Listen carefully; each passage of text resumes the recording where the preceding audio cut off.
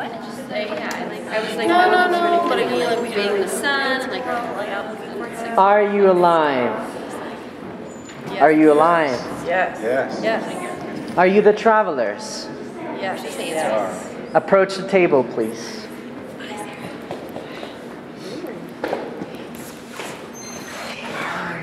Do you understand the inherent risks in journeying through the fields of the departed, which include, but are not limited to, partial, total, or significant loss of sanity, loss of ego, loss of life? Yes. Do you understand that the so-called rescue and retrieval of an already departed soul is not a common undertaking, that it is considered by some to be uncommon and unnatural, that it is considered by others to be admirable but impossible, that regardless, it is a risky undertaking, that myself and your guide and our nameless sponsors cannot be held responsible for complications and unfavorable turns of events, including but not limited to loss of time, loss of way, loss of intent or total loss of memory, or circumstances in which the sought soul is unwilling or unable to follow you and reverse their descent. Yes. The living don't normally voluntarily make this journey. Most people embark on it because they have no choice. However, you do. You can move between the levels, though it is very difficult to find your way. Thus, you have been assigned a guide. She will be here shortly. You may now proceed to your guide.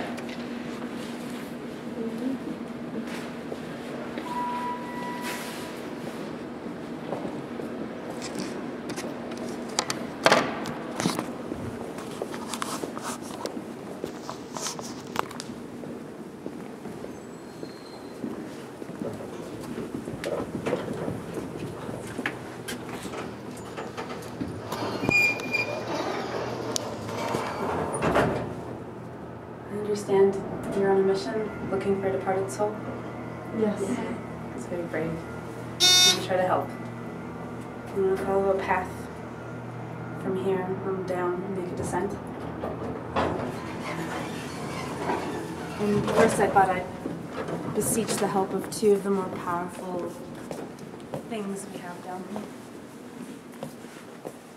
First we'll see if they'll reveal themselves.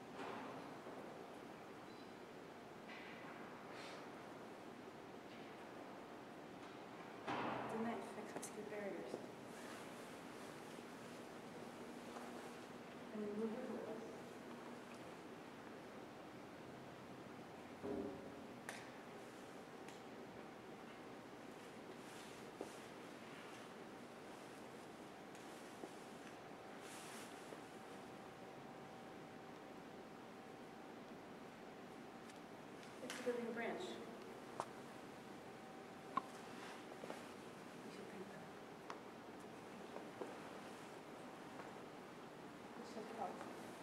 Next. Further on, the path cuts off, and I don't know where it's going. You know that this is a place of souls who live in torment, ones that have never been forgiven, so they can't move forward and they can't go back. They know the way. They know where the path starts again. I don't know how willing they are to help us. Where's the branch? See, look. It looks dim on the outside, but there's wick. It's green on the inside. It's still alive. And that's hope. That's possibly forgiveness. So maybe if we can help them, they can help us.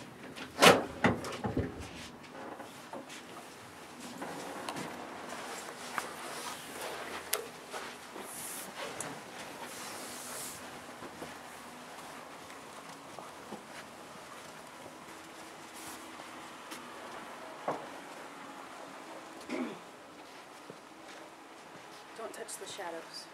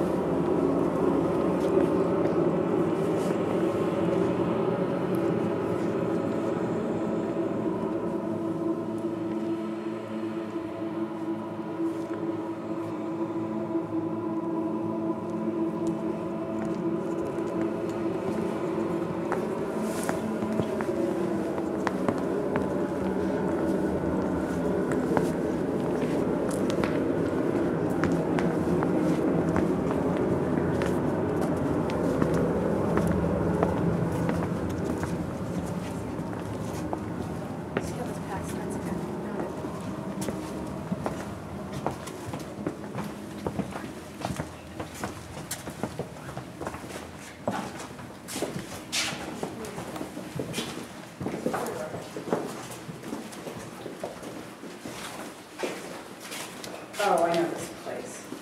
I hate this place. Not all who travel are fortunate, like him. Or me.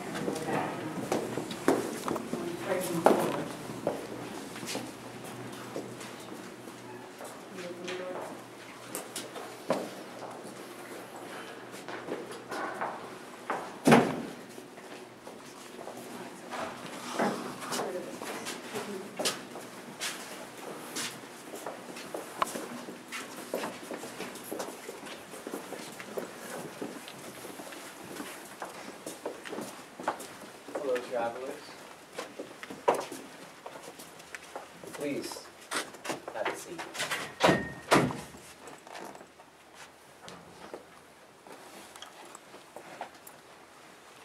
Tell me, what do you see? I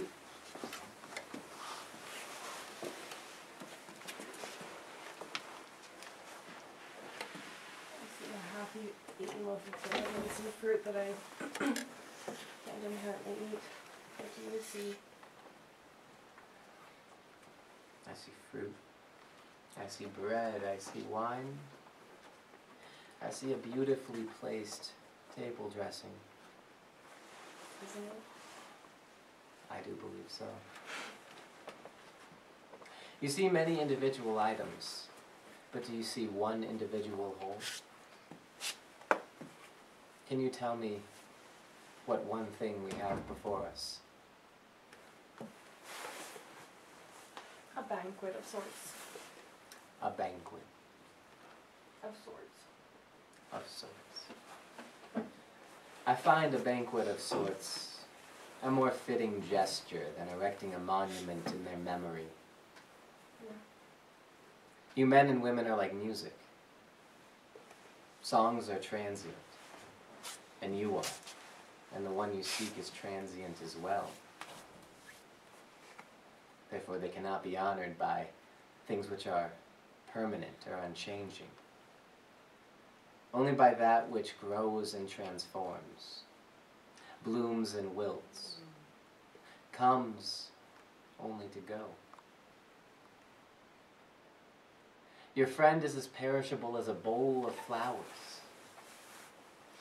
as a piece of fruit. That's our reward for dying. The enjoyment of things that are beautiful and delicious, things that are dying as well. And that is wonder. In wonder is life.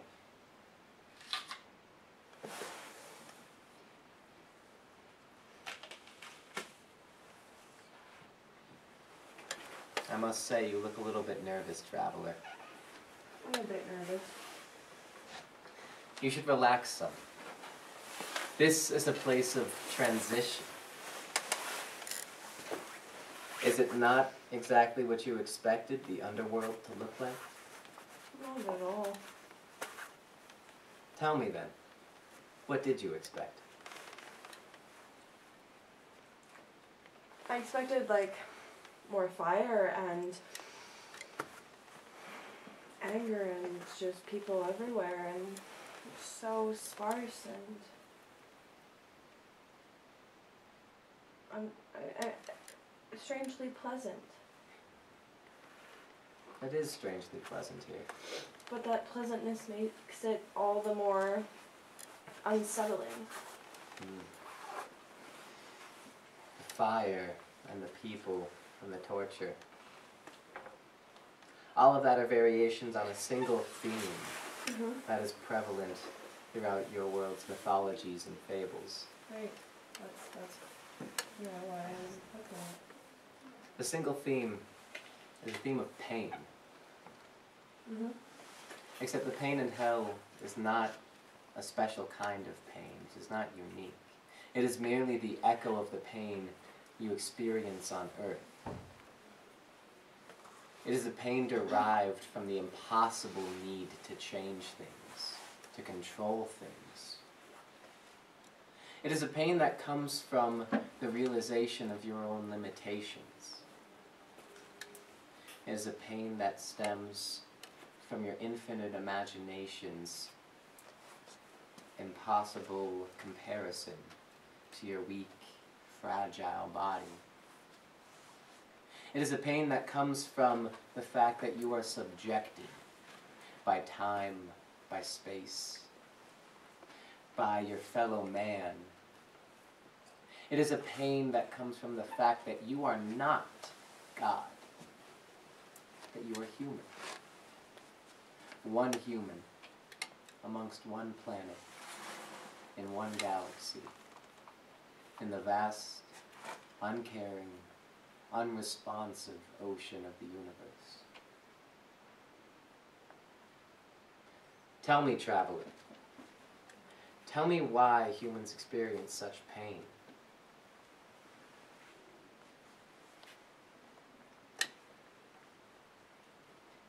Seek power. Why do we seek power? Because we wish to be our God. Are we ever our God? In certain forms of our own reality, yes. In certain forms of our own reality. You use many qualifiers to try and rationalize our control. In the grand scheme, I don't believe that you think we do have that control, that we do, in fact, become our own gods. Yet have you experienced my reality?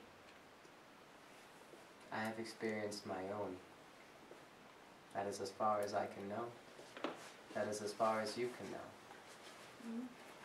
But each individual's experience holds common factors.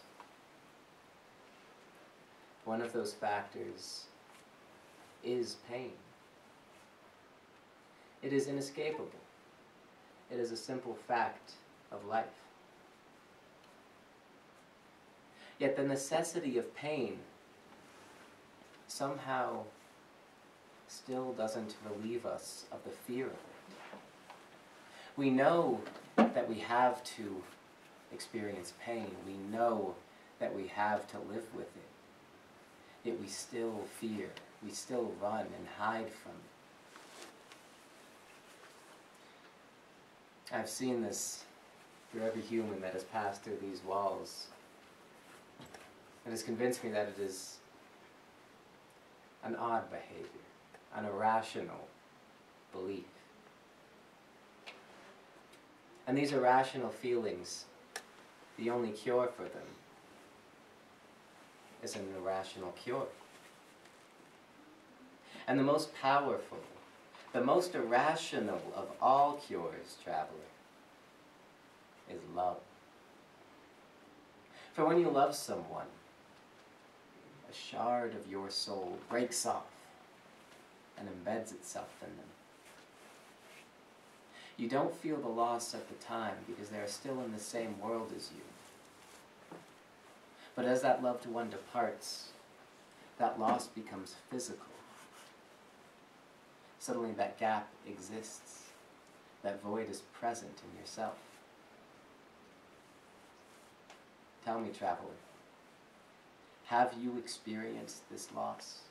Have you experienced this pain?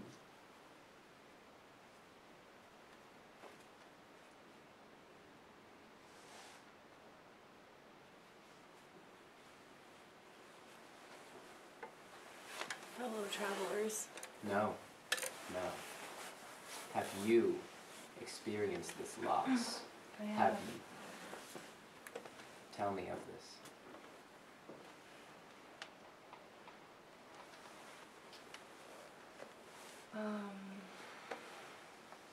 This loss, this pain of which you speak is entirely real, and yes, it's the most enthralling, invigorating, thing to give yourself to someone else, but then when it's over, it seems like there's nothing worse, and it is absolutely a part of yourself, but I think everyone that we know, we give a little bit of ourselves to, and therefore, yes, love trumps all, it just does, because that's the way of the world. But everyone that we know, we give a little piece of us to, And what happens when you lose that piece? What thoughts, what feelings, what emotions arise from that void? it's hard and it hurts like hell. But What is hard about it? What is your experience? You want a personal experience? You want a personal example? I want what you experienced. I want your feelings and emotions when you experienced this loss. My feelings and emotions, I can't, it's like all of a sudden the whole entire world stops, and I am no longer myself because I can't feel as myself once could, and I am then I feel frantic and I feel absolutely desperate of sorts, and I begin to look deeper and deeper inside of myself, which honestly doesn't probably help most of the time to look inside of ourselves, because what's there? Really, what is there? Feeling frantic, feeling desperate. Yes. All of those experiences are merely the breaking of the shell that surrounds a deeper understanding. Of what? It's the bitter remedy by which the physician inside you heals your sick self. I'm not sick. Trust your physician. Drink her remedy in silence and tranquility until you learn to appreciate the bittersweet grief that this short life bestows upon you. It is only in the shadow of joy that you can feel such loss. It is only when you climb up to the tallest heights that you can fall to the lowest lows. They are not dueling entities, but merely two parts of the same circle. It is easy to understand, but hard to experience, hard to know.